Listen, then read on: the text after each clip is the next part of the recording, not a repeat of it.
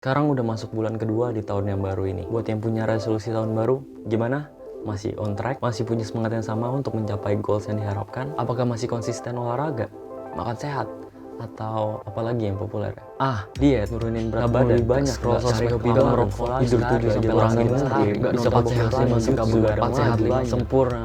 Menurut studi, saat masuk bulan Februari, 80% New Year's Resolution itu berakhir ditinggalin atau dilupakan. 23% orang akan berhenti di minggu pertama. Menurut Strava, dia aplikasi tracking fitness gitu, banyak dari penggunanya yang nyerah di tanggal 19 Januari sampai dinamain Quitter's Day. Dan hanya 9-12% orang aja yang berhasil pertahanin New Year's Resolution mereka. Gue sendiri pun sering gagal dalam membuat New Year's Resolution. Dan ini kayak sedikit cerita aja sih tentang kegagalan gue dalam membangun New Year's Resolution. Dan gue pikir kayaknya bakal banyak yang bisa relate. So, let's go. Di awal tahun baru emang biasanya kita dapat motivasi yang sangat-sangat besar ya. Sebenarnya nggak pas tahun baru aja sih, tapi setiap ada momen awal yang baru, itu namanya fresh start effect. Dan tahun baru biasanya yang paling diantisipasi dan yang paling ngasih motivasi ke kita yang paling gede gitu. Karena semua orang di dunia merasakan awal yang baru di waktu yang bersamaan. Dan di waktu ini juga kita dapat dorongan untuk kayak merubah hidup lebih baik lagi. Lakukan sesuatu yang baru untuk tahun yang baru. New Year, New Me.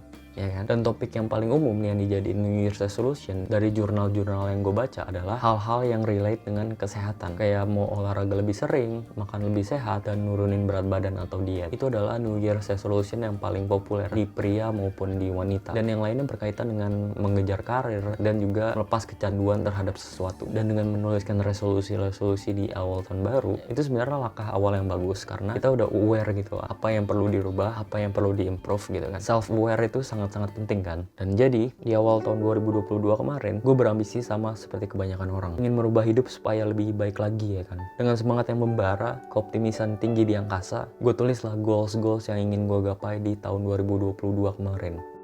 Tahun 2022 berakhir setelah refleksi tentang kehidupan dalam setahun terakhir, ternyata hampir semua dari goals yang gue tulis itu berujung hanya jadi coretan di kertas aja yang gak pernah jadi realita. Dan gue kayak lumayan kecewa ya sama diri gue sendiri, kayak kenapa gitu, kenapa gue gak komit sama goals yang gue harapin gitu di awal, yang pas gue nulisnya tuh semangat banget tapi berujung ya udah kayak juga jadi coretan di kertas aja gitu. Kayak payah lah gitu, gimana sih lo ya kan. So pas tahun baru mau datang lagi nih, gue punya ambisi yang sama lagi dong, tapi gue gak mau melakukan kesalahan yang sama lagi. Akhirnya gue pelajarin kenapa gue nggak komit ke goals gue yang di tahun lalu, dan gue nyari tahu errornya di mana. Apaan sih ini errornya? Dan dari banyak artikel yang gue baca, mungkin bisa disimpulin ke 3 faktor penting ya yang kenapa New Year's Resolution gue tahun kemarin itu nggak berhasil. Faktor pertama, gue berpikir terlalu besar. Nggak bisa dipungkiri memang kalau kita ingin perubahan yang besar, ambisi yang besar. Banyak yang bilang jangan ada batasan dalam bermimpi. Bermimpilah yang besar. Gue lumayan setuju. Tapi kalau dalam konteks New Year's Resolution, lebih seru memang menuliskan ambisi-ambisi yang besar gitu kan, karena bikin lo kelihatan keren.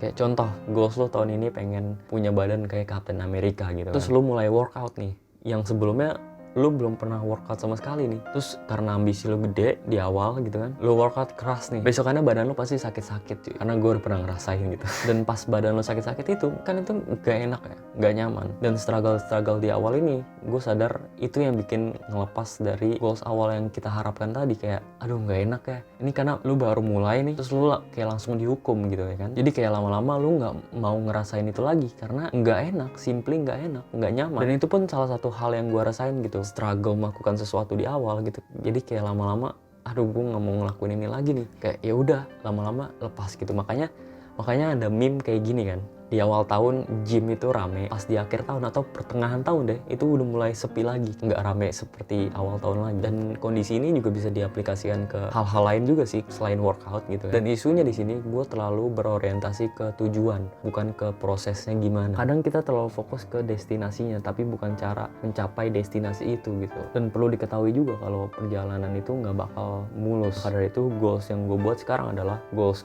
yang kecil-kecil dulu lah. Contohnya lagi seperti workout. Lo kalau belum pernah workout secara rutin sebelumnya, untuk pertama kali coba workout 10-15 menit dulu lah. Tapi apaan efeknya 10 menit doang? Gue pernah mikir kayak gini juga, tapi ternyata ya memang gak bakal ada efeknya. Tapi ini tuh ternyata cara untuk menyesuaikan diri lu terhadap perubahan gitu. Karena kita nggak mau overwhelm nih di awal dengan perubahan-perubahan yang besar gitu. Kaget ntar, cuma perubahan besar di awal tapi ujungnya nggak bertahan. Dan ini bukan tentang mencapai suatu tujuan, tapi tentang membangun habit-habit yang menghasilkan tujuan yang kita inginkan. Itu sih yang baru gue pelajarin sekarang. Poin kedua, gue nggak mikirin why-nya gimana. Kenapa gue ngelakuin ini? Alasannya apa? Motivasi dibaliknya apa? Ini yang kayaknya gue nggak bener-bener pikirin pas waktu gue nulis New Year resolution gue. Gue kurang nanyain ke diri gue sendiri kayak apa yang gue mau nih, apa yang mau gue ubah, apa yang mau gue pengen lakuin nanti di tahun depan gitu, di sepanjang tahun maksudnya. Jadi kayak ya udah gue nulis goalsnya sesuai nafsu yang ada di pikiran gue aja. Kayak contohnya gue pengen bisa ngomong bahasa Jepang, tapi kenapa? Alasannya untuk apa? Apakah lu pengen kerja di Jepang tahun ini atau tahun depan? Ya enggak juga sih, cuma pengen kelihatan keren aja gitu kan, makan nama ambisi di awal tahun gitu kan. Dan gue nulis goalsnya itu cuma secara garis besar aja, bukan secara spesifik gitu. Ya akhirnya jadi gue nggak nemu motivasinya di mana gitu. Dan ya ujungnya lagi cuma jadi coretan di kertas aja yang gue lupain gitu. Dan memang the big why itu sangat-sangat important ya. He who has a why to live for can bear almost any hard. Friedrich Nietzsche. Kalau gue tahu alasan kenapa gue harus melakukan sesuatu hal, dan sesuatu ini adalah hal yang meaningful dan worth pursuing, sepertinya sesusah apapun itu gue tahu at the end itu bakal worth it dan terbayarkan gitu ya. Tapi sesuaiin sama poin yang awal tadi juga sih, supaya nggak berakhir jadi andai-andai aja gitu. Dan yang ketiga, gue nya emang nggak siap untuk berubah gitu ya, karena gue nggak siap untuk berubah. Di pikiran gue aja gue siap untuk berubah, tapi realitanya gue nggak siap. Walaupun kadang gue merasa nggak nyaman di posisi yang gue sekarang gitu, emotionally, physically, walaupun gue sadar atas apa yang perlu gue rubah, tapi pas gue ngelakuin aksi-aksi yang bertujuan untuk merubah hidup gue lebih baik, gue belum siap untuk commit ke sesuatu habit yang baru. Contohnya kayak contoh ketika gue mencoba goals yang gue tulis saat itu, terus gue nyadar kayak aduh susah ya, aduh nggak enak ya, anjir lah, besok skip workout dulu nggak apa-apa kali ya, terus besokannya skip lagi nggak apa-apa dah, lagi enakan rebahan gitu sambil nonton YouTube gitu kan.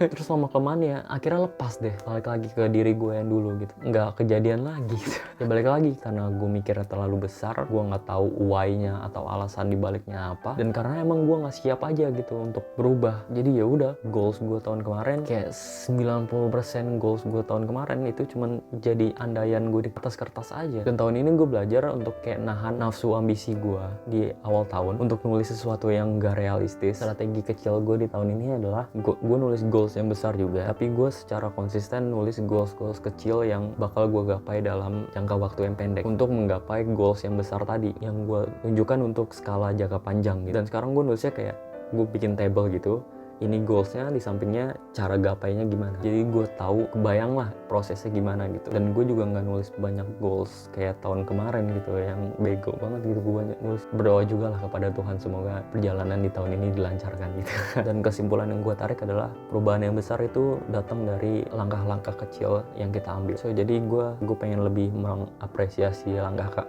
kecil yang gue lakuin aja sih. So itu sedikit konten tentang curhat gue ya.